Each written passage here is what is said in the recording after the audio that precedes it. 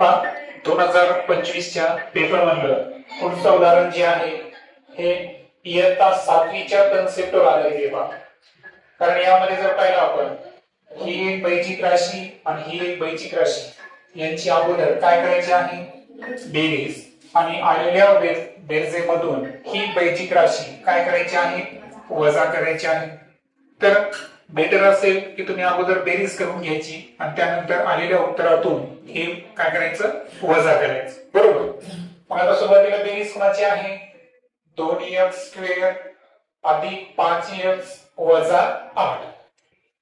आता हे लिहित असताना बरोबर x वर्गाच्या खाली x वर्ग चालला पाहिजे. x च्या खाली x अंकाच्या खाली अंक. काय सांगा 7x² मायनस 9x प्लस 3. आता ऍडिशन मध्ये म्हणजे बेरजेमध्ये आपण कुठेही चिन्ह बदलतो का नाही. त्यामुळे सरळ सरळ काय करायचं की पहा 2 आणि 7 किती होती 9x चा वर्ग.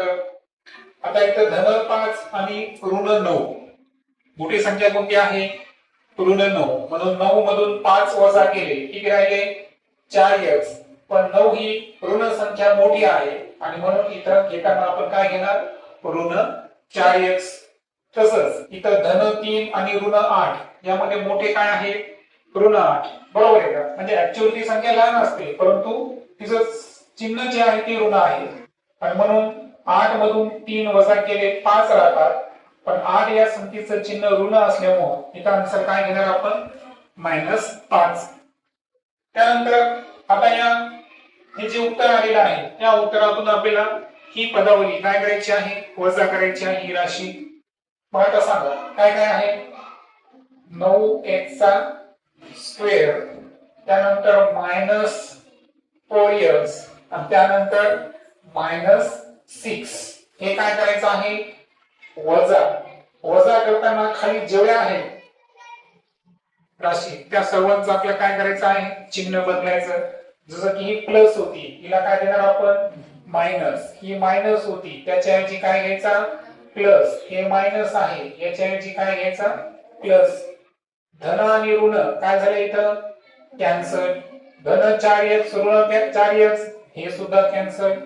धन 6 मधून 5 वजा करा आन्सर किती येतं 1. आणि दॅट्स व्हाय या गणिताचं उत्तर किती 1 हे उत्तर असेल. ओके.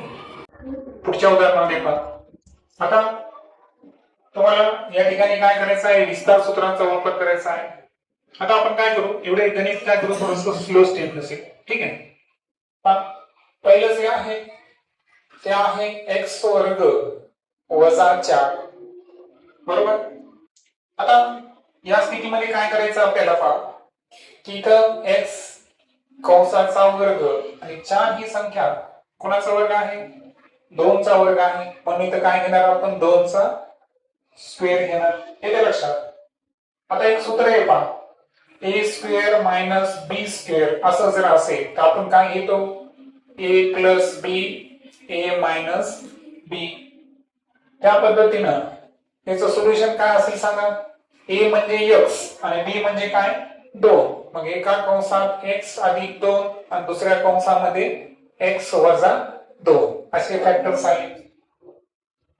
दुसरं जे आपल्याकडे होतं ते काय आहे x² अधिक 3x वजा 10. यामध्ये काय करायचं तुम्हाला अशा दोन संख्या शोधायच्या आहेत की ज्यांची बेरीज ही +3 आणि वजाबाकी गुणाकार काय असेल जो गुणाकार असेल तो किती आला पाहिजे -10 आला पाहिजे. बरोबर. मग आता ह्या संख्या कोणत्या आहेत तुम्हाला माहित आहे धन 5 आणि ऋण 2 यांची जर वजाबाकी केली तर 3 येते आणि गुणाकार केला तर ऋण 10 येतो. मग ते तुम्ही ते फॅक्टर घेतले तरी चालतात. सांगा काय आले फॅक्टर x + 5 x - 2. करेक्ट.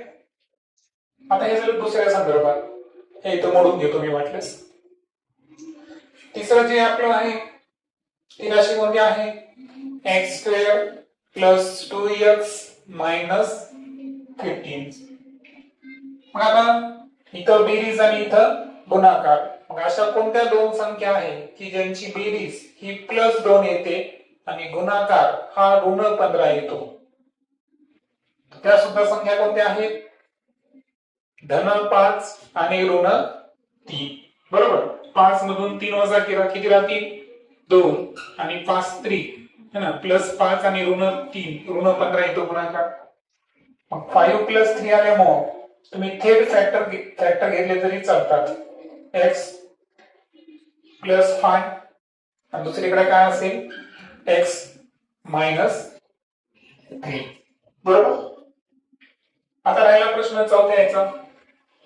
चौथ्यामध्ये जर घेतला आपण तर x² - x - 6 यामध्ये बेरीज आपल्याला -1 आली पाहिजे आणि गुणाकार हा -6 आला पाहिजे.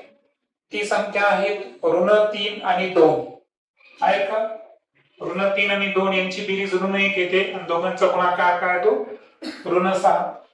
थेट फॅक्टर घेतले तरी चालतात. x - 3 x + 2.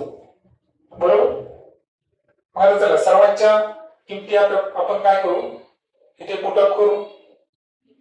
सांगा x² - 4 याचे फॅक्टर्स काय आले होते? x + 2 x - 2. बरोबर. डिवाइडेड बाय सेकंड याचे फॅक्टर काय आले सांगा? x + 5 x - 2 multiply. तिसऱ्या याचे फॅक्टर्स काय आले? x + 5 x - 3. आणि चौथ्या जे आहे त्याचे फॅक्टर्स काय आले? x - 3 x + 2. मग आता काय करावं लागेल आपल्याला? गुणाकार आहे म्हणून अंश आणि छेदामध्ये सारखे कट करता येतात. x + 2 आहे दोन ठिकाणी, x - 3 सुद्धा आहे, x - 2 सुद्धा आहे आणि x + 5 सुद्धा आहे. दॅट्स वाय याही गणिताचं उत्तर किती? 1. ओके. पुढच्या गणितामध्ये तुम्हाला काय दिलेलं आहे की 16x4 + 81 गुणिले 16x4 - 81 या बहुपदीच्या गुणाकाराची काय द्यायची तुम्हाला? कोटी. आता एक लक्षात घ्या. समजा मी पहिले लिहिलं 16x4 आणि +81. तर x असो y असो जे तुमचं सहगुणक आहे त्याचा सर्वात मोठा घातांक आपल्याला घ्यायचा आणि ती काय असते? कोटी असते. पण इथे प्रश्न काय दिलेला आहे की हे पण आहे आणि त्यानंतर 16x - 81 हे पण दिलेलं आहे. मग आपल्याला काय वाटतं की आपण काय करू? a + b आणि a - b याचा वापर करून a² - b² काढू. आता 81 चा वर्ग करत बसण्यात काय अर्थ आहे का? नाही. तर तुम्हाला काय करायचं माहितीये का?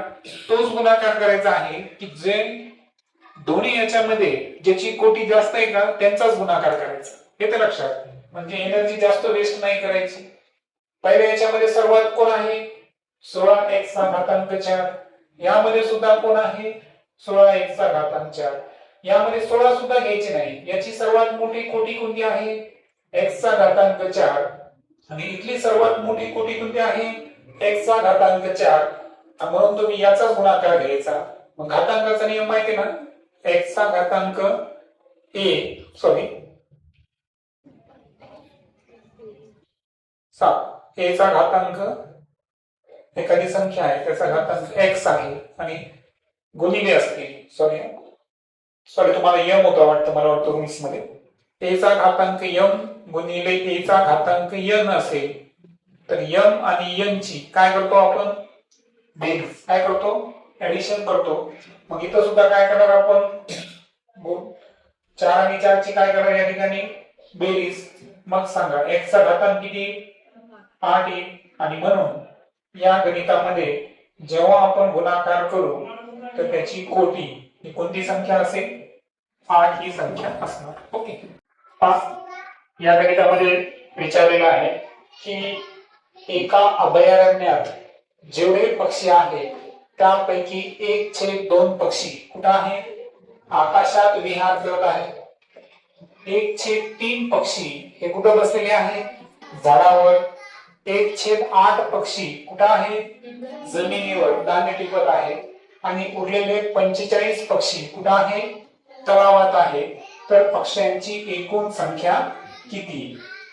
आता अशा गणितामध्ये सर्वात अगोदर पक्ष्यांची जी एकूण संख्या आहे ती आपण काय मानायची?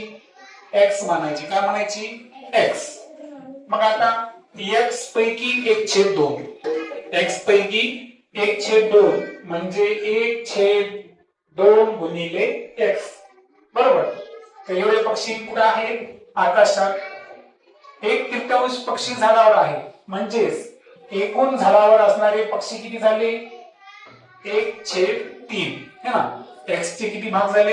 1/3. एवढे पक्षी कुठे आहेत? झाडावर. त्यानंतर दाणे टिपणारे किती आहेत? 1/8 म्हणजेच 1/8 गुणिले एक्स अधिक उरलेले पक्षी तलावात आहे. किती आहेत? 45. आणि सर्वांची बेरीज किती ग्राह्य धरली आपण? एक्स. आता इथे काय करायचं तुम्हाला की एक्स गुणिले 1 एक्स म्हणजे x/2 सांगा. x/3 अधिक x/8 अधिक 45 बरोबर किती होईल? एक्स.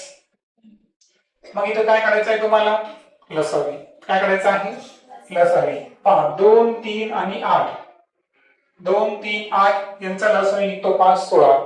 किती निघतो? 16. मग 16 येण्यासाठी काय करावं लागेल आपल्याला सांगा? x/2 लसावी किती आला? 16 आला. आपल्या प्रत्येकाला आता 16 न गुणायचं आहे. सॉरी 16 येणार नाही. तर 8 3 किती होतील? 48. किती होतील? इतर हा लसावी किती? 48 येईल. कारण 8 3 24. 24 गुणी 48. ठीक आहे. 24 रिझन तर काय अडचण नाही. ठीक आहे. लसावी किती येईल त्याचा? 24 येईल. सॉरी. आता 24 लसावी आल्यानंतर काय करायचंय तुम्हाला? पहा सर्वांचा छेद किती घ्यायचा आहे? 24. सर्वांचा. किंवा मी काय करतो थोडं डीप मध्ये जातो. x/2 याला सुद्धा किती गुणायचं आपल्याला? 24 न. x/3 याला सुद्धा 24 नच. त्यानंतर x/8 याला सुद्धा 24. त्यानंतर 45 ला सुद्धा 24 आणि x ला सुद्धा किती? 24. हे कशासाठी केलं बरं आपण? आपल्याला जे छेद आहे त्याला काढून टाकायचं म्हणजे त्याला इलिमिनेट करायचं. काय करायचं? इलिमिनेट. आणि इलिमिनेट करण्याची पद्धत असते की आपल्याला काय करायचं आहे? सर्वांचा जो जेवढे काही छेद होते त्या छेदाचा आपण लसावी घेतला. तो किती आला? 24. त्यांना आपण मल्टिप्लाय केलं. सांगा किती येतील इथं? 12. 3 8 24. 8 3 24. सांगा 12 गुणिले x 12x. 8 गुणिले x 8x. 3 गुणिले x 3x अधिक 45 ला आपण 24 न गुणायचं आहे. 24 पंचे 120. किती कॅरी करायचे? 12. 24 चौक 96. 96 आणि 12 किती? 108 किती? 96 आणि 12 108 बरोबर. 24 गुणिले x किती झाले? 24x. आता कुठले गणित करू आपण? आता पहा या तिघांची बेरीज करू आपण. 12 आणि 8 20. 20 आणि 3 23. पहा 23x अधिक किती आहे? 1080 बरोबर किती x आहे? 24x. मग आता मला सांगा हे धन 23 तिकडे गेल्यावर काय होतील? ऋण 23. मग 24x धन 23 अपोजिट साइडला गेल्यावर ऋण 23 बरोबर किती आलं? 1080. आणि म्हणून x बरोबर किती व्हॅल्यू आली? 1080. म्हणजे याचा अर्थ त्या झाडावर एकूण पक्ष्यांची संख्या किती झाली? 1080.